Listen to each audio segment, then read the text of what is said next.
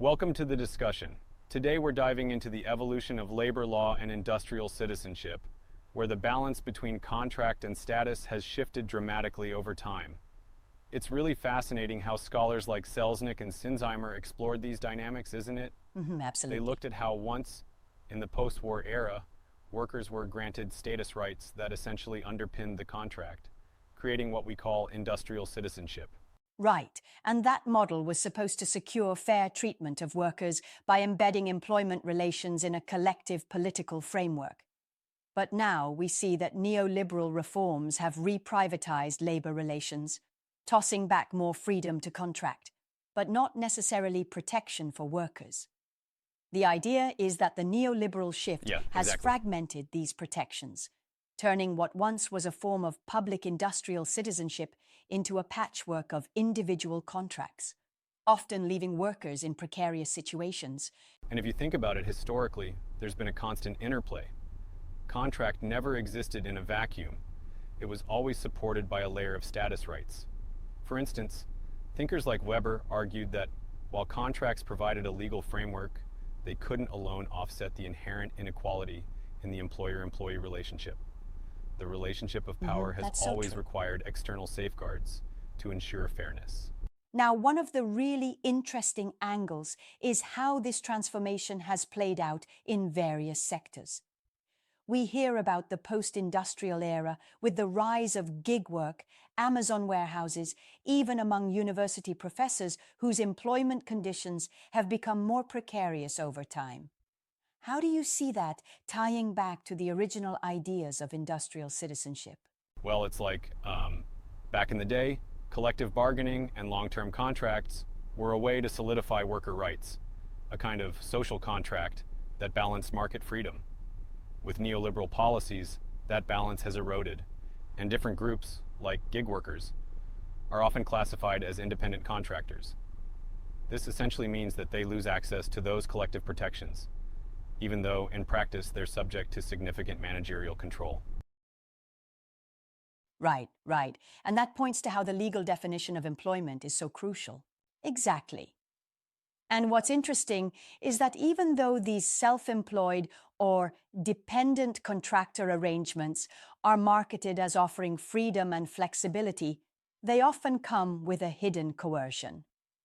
In platforms like Uber or Amazon's warehousing, the technological monitoring and algorithmic management create conditions where workers are forced into It's like the intense promise competition. of entrepreneurial freedom turns out to be a trap, isn't it? Yeah, it really does. And to add to that, the notion of fissuring of the workplace, that is, separating core activities from outsourced functions, has become a key element.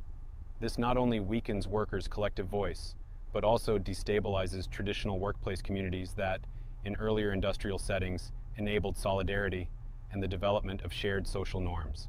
Absolutely. When you lose that occupational community, you lose a lot of the informal mechanisms that used to help workers secure fair treatment. Speaking of occupational communities, many scholars are now exploring how these groups can still serve as catalysts for collective action. Even in environments where work is highly fragmented, workers sometimes form social bonds, like, say, care workers, or even some gig workers developing informal networks for mutual support. Do you think these communities could be the seeds for a renewed kind of industrial democracy? Certainly, I But think they there's need potential legal here. and political support to transform into robust structures for collective bargaining. Right. Because what we see in the older models was a public recognition of the worker's status, a kind of democratic labor constitution. That system was not just about contract enforcement. It was about embedding the economic relation within a set of social norms, ensuring fairness and even redistributive justice. Yeah, and that really contrasts with today's market-driven privatized approach. One thing I find interesting is the idea that even though neoliberalism purports to give freedom of contract, it is still very much a politically constructed order. It's not a natural state where agreements happen in a vacuum. Exactly. It's constructed by political choices and legal reforms that often serve the interests of capital at the expense of the worker. In fact, even the freedom provided by flexible contracts is limited by external pressures like competition, technological surveillance, and even fiscal policies that favor employers. That's a very important nuance. I can see that. But isn't it challenging to reconcile, say, the freedom that gig workers are promised with the kind of collective bargaining that requires more stable, long-term relationships? That's a very valid point. It's a respectful challenge because there's a tension there. On one side, we have a desire for autonomy and appeal of self-employment. And on the other, there's the need for legal guarantees and collective rights. The solution might lie in tailoring labor constitutions that recognize a spectrum of working relationships.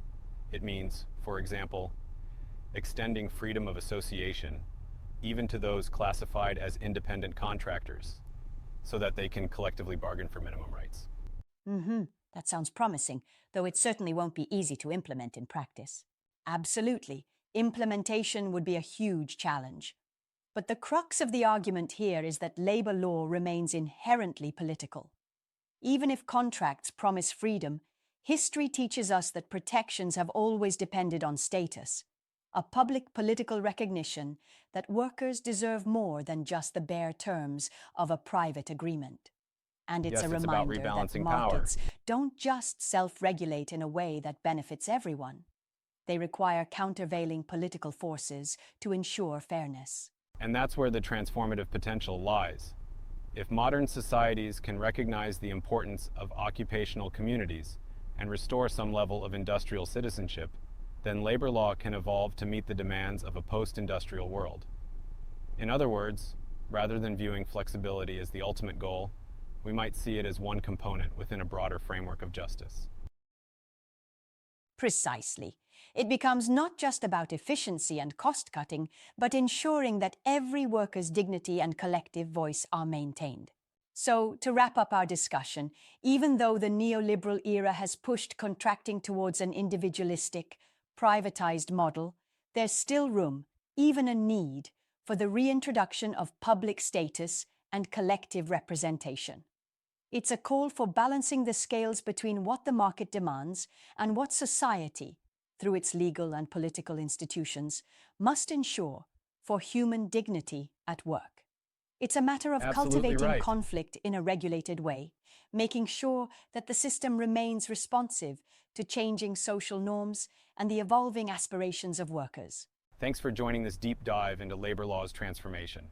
It's encouraging to see these discussions continue as they highlight that while the context has changed dramatically, the fundamental question remains: how do we secure fair work in a modern capitalist society? Indeed, it's been a very engaging conversation. And that's all for our discussion today. Until next time, keep questioning and exploring how law and society can work together for justice at work.